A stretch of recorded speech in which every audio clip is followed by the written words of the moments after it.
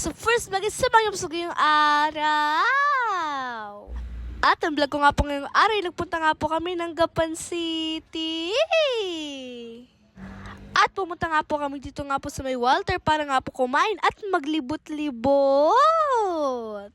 At kapag kumakain nga po kami sa Jollibee, ay lagi nga pong spicy nga po na chicken yung kinakain nga po namin.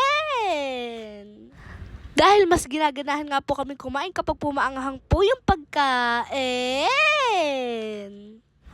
At nag-order nga rin po si Mami ng fries at ng spaghetti.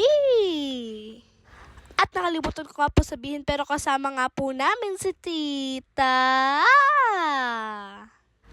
At dahil paborito nga po namin yung gravy, nakailang balik nga po kami ng gravy.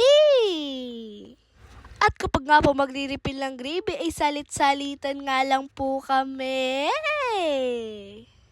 At napakasarap po talaga. Talagang nang pagkaubos nga po ng pagkain namin ay talagang busog na busog nga po talaga kami.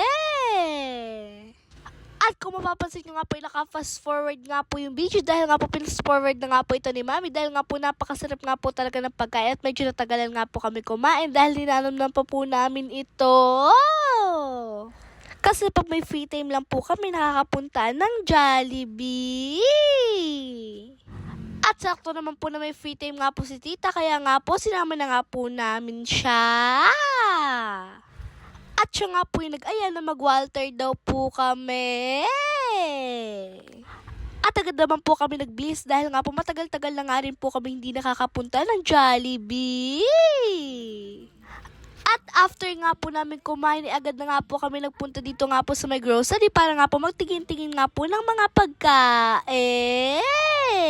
At nababauwi na nga po kami, bumili nga po kami ng shawarma. At sana po yung tapos sa bagyang araw. And please like, share, follow page po. Salamat po.